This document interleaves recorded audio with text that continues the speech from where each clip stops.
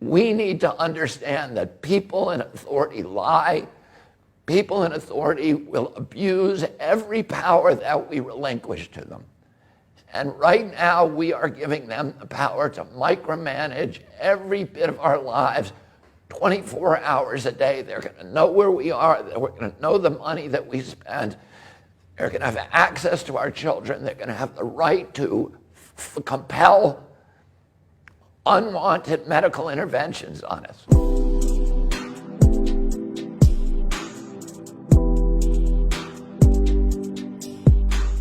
Hi, I'm Robert F. Kennedy Jr. Excuse my voice, which should get better as I talk. And let me explain to you a little bit about the journey that brought me here. I run the biggest water protection group in the world. It's called Waterkeeper Alliance. And back in the early 2000s, I was suing big coal-burning power plants in the United States for discharging mercury. At that time, and my only concern was the impact of the mercury on fish and on human health of the human beings who ate the fish. Around that time, it came to my attention that there was also large amounts of mercury in vaccines, much larger exposures to children than any child would ever get from eating fish. And so I began to address that, and we started an organization that was trying to have a very limited scope, which was trying to remove the mercury from vaccines. Little by little, I came to understand that there were larger problems with vaccines. And the central problem, and the one we were most deeply concerned with, was that vaccines in the United States were not safety tested. They have an exemption that is not available to any other medical product. And that exemption, which most people cannot even believe, is an artifact of CDC's legacy as the Public Health Service, which was a quasi-military agency. And at the time the vaccine program was launched, the purpose was a national defense purpose. And they wanted to make sure that vaccines could be quickly formulated and deployed in order to derail attacks by foreign countries with biological substances. So they removed the regulatory impediments, including the necessity to test vaccines, to safety test vaccines against placebos. And so my very narrow purpose in starting the Children's Health Defense was to address this problem and get vaccines properly safety tested. Because if they're not safety tested, nobody can tell you with any medical authority whether that vaccine is injuring more people than it's saving. And yet, as we continued on with this advocacy, it became very clear that there were other problems as well. There was problems with the corruption in our political system. The pharmaceutical companies had not only corrupted our politicians with huge amounts of lobbying money, they had captured the agencies that are supposed to protect Americans from public health threats, the CDC, the FDA, the HHS. They had captured the press in our country. Huge influxes of advertising dollars, which had neutralized the press, and they had effectively subverted American democracy by neutralizing all of those institutions that the founding fathers of our nation had created to stand between a greedy corporation and a vulnerable child. The Congress had been corrupted. The regulatory agencies were captured. They had become sock puppets for the industry they're supposed to regulate. The press had been sidelined. And worst of all, they had passed a law in our country in 1986 that gave pharmaceutical companies complete immunity from liability. So there was no incentive for any of those companies to make vaccines safe. And little by little, we recognized that this was not just an American issue. This was a global issue.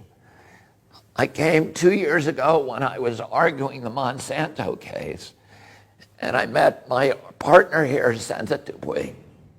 And Senta already understood the connection that had taken me so long to formulate between toxics in our environment, the capture of our agencies and our political structures by those powerful companies. She also recognized that pharmaceutical companies were the most powerful, more powerful than oil, more powerful than the chemical industry, and a greater threat not only to our children's health, to all the institutions of democracy, not in the United States, but all around the globe.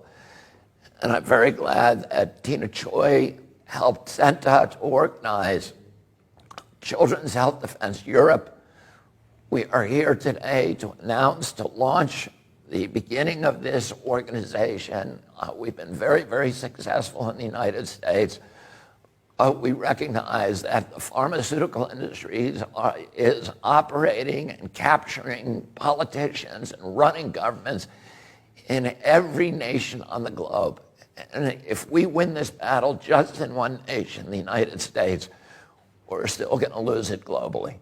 So we need people of goodwill, people who have courage, people who have a nonconformist way of thinking, who understand that we are being lied to, that the entire political structure today is saturated in pharmaceutical propaganda. And we have watched over the past few years something that is extraordinary. We are at an inflection point, I believe, in human history. The largest and most critical inflection point that humanity has ever encountered. For many years, totalitarian and authoritarian states have used the power of fear to engineer compliance in populations. I grew up understanding what happened in World War II in our country, and during the Nuremberg trials, Hermann Goering was asked by the prosecutor, how did you make the German people comply? And Goering said, it's not just Germany. This works in any country, whether it's a fascist country or a communist country or a monarchy or a democracy. All the rulers need to do is to tell people that there's something they need to be fearful of, to point a finger at that source of their fear. And you can make human beings do anything you want. You can make them go to slaughter like sheep. You can make them obey. During the same Great Depression that spawned Adolf Hitler, we were very lucky in our country that we had a leader, Franklin Roosevelt. And he said, the only thing we have to fear is fear itself. He understood that fear would drive us into totalitarianism. Well, the biosecurity agenda that people like Bill Gates and Anthony Fauci and Davos and all of these people who are running now the global economy, they have understood for years that they have a power that no totalitarian government has ever had available to it, which is the biosecurity. You know, in Hitler could point at the Jews and say, those are the big threat. We need to be frightened of them. And everybody else needs to obey so that we can fight them off. Other countries were scared of the Bolsheviks. In the United States, you know, our demagogues point to the Mexicans or dark-skinned people and say we need to be scared of them, or terrorists. And, you know, all of those things get us to voluntarily give up, relinquish our human rights, our civil rights, and walk like sheep into the abattoir. But now they have a source of fear that is the most pervasive and all-encompassing power that they've ever had, which is the fear of pandemics. Governments love pandemics the same way that they love wars, because it gives them power, it gives them control, and it gives them the capacity to impose obedience on human beings. And today we have an inflection of new technologies that give governments the capacity to impose controls on populations that have never been imagined before in human history by any tyrant in history. We have 5G, which has created a surveillance state. 5G is not here for your benefit.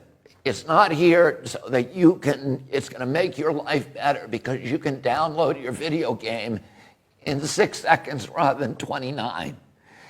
The only reason for 5G is because it allows these big data companies run by Bill Gates and Mark Zuckerberg and Jeffrey Bezos to harvest our data, to listen to your conversations on your cell phone. They've always been able to do that, but there was no way for them to transport that data, to subject it to analytics, and then to monetize it and to sell it.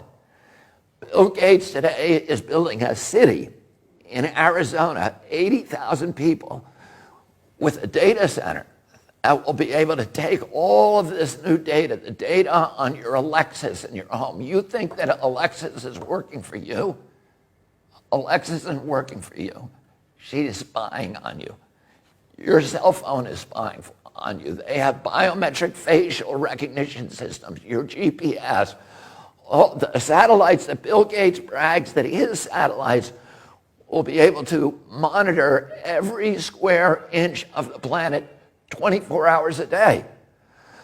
They're going to know, and then they have another innovation, which is digital currency.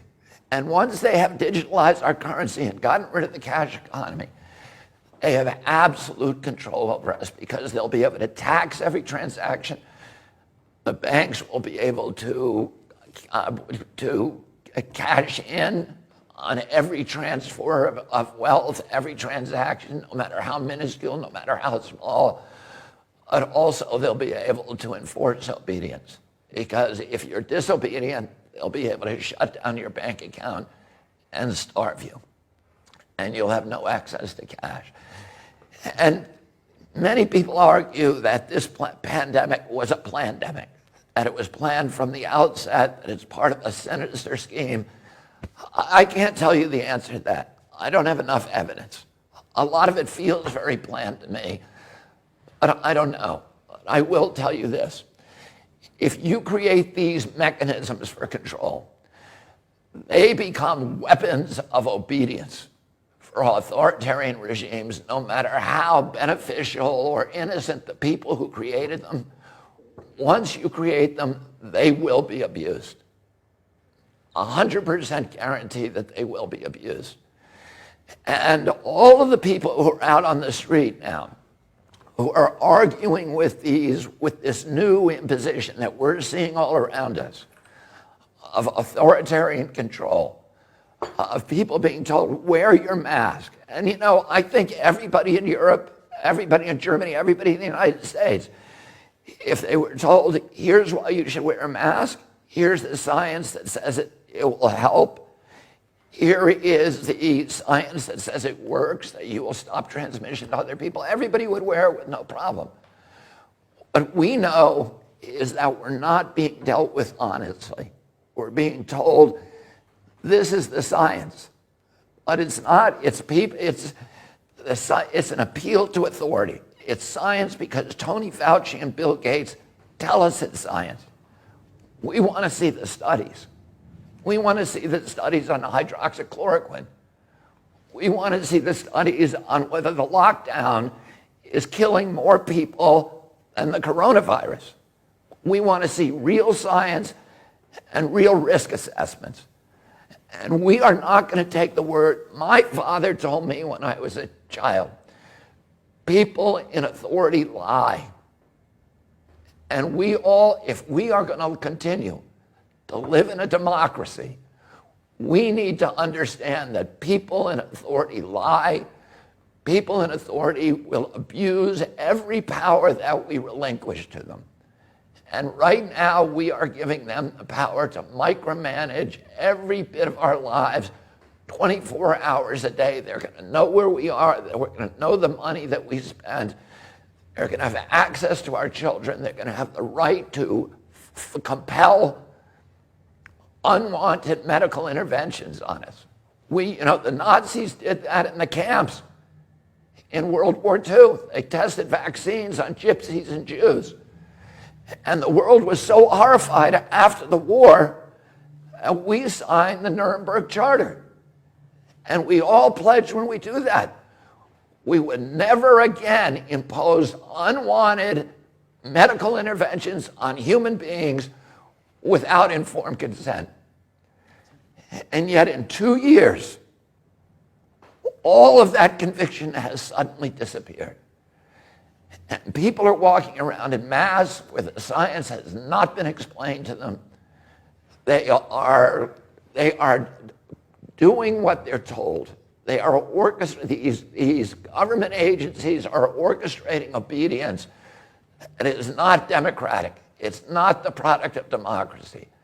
It's the product of a pharmaceutical-driven biosecurity agenda that will enslave the entire human race and plunge us into a dystopian nightmare where the apocalyptical forces of ignorance and greed will be running our lives and ruining our children and destroying all the dreams and dignity that we hope to give to our children.